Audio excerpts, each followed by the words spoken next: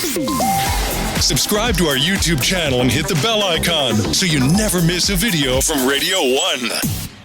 Well, it's another Wednesday, and I'm so glad to have Luke Coutinho back on the show. Well, it's called Wellness Spot. And yes, welcome to Luke. So good to have you back. Hi, Annie. It's good to be here. Okay, Luke, we are learning the circadian rhythm of life. And the very first thing you did was introduce what the circadian rhythm of life is. And then you pointed out two very important features that we need to start practicing in our lives. I don't know how much our listeners are trying to do this. I have started very difficult because I'm a late nighter. I usually tend to push things to later in the evening, and by the time I wind up, it's very late. So yes, it has been difficult, but I'm trying really, really hard to try to, push things into the earlier part of the day, because there are, of course, other chores to do. So I kind of need to just reprioritize things and replan things. So yeah, it takes a little bit of my time, and sometimes I get a little irritated, but I'm okay with it, I think, because the longer vision rather is that for the longer term is that it is going to benefit me. So sunrise, sunset, you also explained about melatonin and how you need to keep the blue light away, the screens and gadgets away from us 1 hour before and 1 hour after we wake up. What is the third point going to be? So the third point is trying to align your sleep cycle, Annie. They say there's a lot of science. It really doesn't depend on what time you sleep. But there is magic in the 2 hours before midnight, because again, when you look at it from a scientific aspect, when you look at it from a medical aspect, from a cosmic aspect, at midnight, we move from night to day. When you move from night to day, there is massive change happening at every level of life, organism levels, cellular levels, spiritual levels, all of these things. So, there is a difference sleeping at 1 a.m. in the morning or at 11 p.m. at night. There is a huge difference. Okay, now people who can and have the ability to try to sleep between 10:30, that's 2 hours before midnight, that's good. If you can't, it's 11 o'clock. If you can't, it's 12. Don't worry about it. But the whole idea is trying to improve our lifestyles, especially if we're suffering from blood sugar conditions, blood pressure, cancers, deadly conditions where we want to do anything and everything to get better. One of the best ways is to align your body with nature. And one of them would be trying to get sleep at least 2 hours before midnight. Now, if you can't do that, that's also okay. That's not a problem at all. But the beauty is when you retrain your body cycle to sleep. And how do you do that? So a lot of people have gotten used to sleeping late. And they say, Luke, I'm so used to it now. I want to sleep at 10, but I can't sleep at 10. So there's a very simple exercise that we need to do. And you need to do this for a week. It takes about a week to set in. For some people, it sets in within 24 to 48 hours. So let's say you want to retrain your sleep cycle back at 10 o'clock or 10:30, okay? So what you need to do is select a wake-up time, whether it's 5 in the morning, 6, 7, that's up to you. And no matter what time you fall asleep, you wake up at that 6 o'clock. Let's say you selected 6 o'clock. Even if you slept at 2 o'clock, wake up at 6 o'clock. You may be tired during the day, do not take an afternoon nap, and go back to sleep that night. Maybe it won't work again, but get up at 6 o'clock again. By the third or the fourth day, you'll find automatically that you're waking up at 6 o'clock and you're sleeping earlier or you're sleeping deeper. So you're retraining the body cycle. The same way your body clock got trained into odd hours of sleeping during the COVID, it can get retrained into a proper cycle. So that's the next point of living the circadian way. Try to have a fixed bedtime. And on the weekends, it's up to you. We're not trying to be rigid over here. So at least Sunday to Friday, Thursday night, have a fixed bedtime. Friday night, Saturday night, do what you want, but try to get at least a couple of days of living the circadian rhythm working for you. That's beautiful. That's point number 3.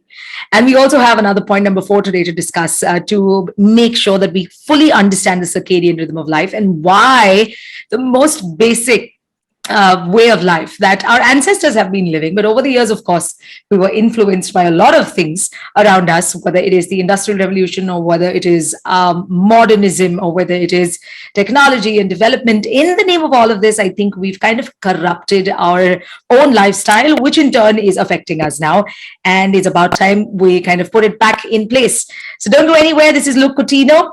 He is a lifestyle disease expert and author and influencer right here on Afternoons with Annie on Wellness Spot. Back to music. On the show today with Luke Coutinho, one of my favorite people who comes with just about the correct information that will register with you so beautifully, because that's how well he puts it across. And he does give you the reasons behind it, the reasons how we can control these debilitating lifestyle diseases that have become now a part of our lives. We want to have a clean and a good and a healthy life. This is how we can do it. Circadian rhythm of life is one of them. So you just explained how we can change our timings and how disciplining ourselves is extremely important, especially when it comes to sleep pattern. It's so important. And you did also, I remember in earlier conversations we've had, how sleep is something that actually repairs the entire body. You did mention it earlier, that inflammation goes down. You explained it last time with melatonin, putting melatonin into the picture, seeing that how melatonin gets enough time to actually work on your body. And that's because you have a good amount of deep sleep. Going further, what's the fourth point we've got to keep in mind? So when you wake up, which is preferably before sunrise or with sunrise, like we established in the first point, okay, do not put your phone on for at least an hour. Better even 2 hours if you can. And I'll tell you why. Okay, when you wake up, you do not want to look at blue light. You need to connect with natural light. Because when you look at natural light, it could be something as simple as standing by your window and looking at the sky. If you get the sunrise, look at the sunrise, whatever it is, even for 5 minutes. That helps you reset the circadian rhythm for the next 12 hours. This is the beauty and intelligence of the human body. So now by doing this, you actually start resetting the entire circadian rhythm for the next 12 hours. So connect with natural light and then go finish your morning rituals and then put your phone on. This has nothing to do with the circadian rhythm, but obviously if you put your phone on, you've just woken up and you move straight into the virtual world. So whatever you see as the first stressful message, you start off your day on that note. Wake up. You've just woken up from deep sleep, which is a very spiritual as well as a healing and a natural thing, for us. And you don't want to throw yourself into the virtual world. You want to relax, take care, listen to morning sounds, be with yourself, connect within, and then switch your phone on. So that's the next point. Connect with natural light, keep your phone off for at least 1 to 2 hours. And again, have a plan. What can I do in those 1 or 2 hours when I wake up if I don't need my phone? So you can finish your morning rituals, you can pray, you can meditate, you can go for a walk, you can finish your workout, you can do so many things. And then you're ready to switch on your gadgets and start your day. That's beautiful. I think this is something that we all must learn to practice. I guess, most of us do know this, but trouble starts actually is when you're trying to disciplining yourself and trying to kind of put things back into place. There are so many little problems that keep cropping up, and then you find these difficulties in trying to reprioritize your day. And oh my God, that is a task. But like you said, if we make up our minds and if we kind of, like you said, keep that time. So if it's 6 a.m. in the morning, you want to wake up, ensure you wake up at 6 a.m. only. That's exactly where I've gone wrong. Since I sleep late, or if and when I've wanted to, reorganize myself, I've usually pushed myself to a 6:30 instead of waking up at 6, because I'm worried I've not slept enough and I won't be able to have the kind of productivity I'm looking at for the day, And so I think this is something I'm going to really keep very close to my heart and practice to change my discipline as well. This is so helpful, and this is amazing. Wellness Spot with none other than, he is one of the biggest names we have, celebrated lifestyle disease expert Luke Coutinho on Afternoons with Annie. Thank you so much. I'm going to catch you next Wednesday again, Luke. Thank you, Annie. Bye. See you soon. Take care. Subscribe to our YouTube channel and hit the bell icon so you never miss a video from Radio One.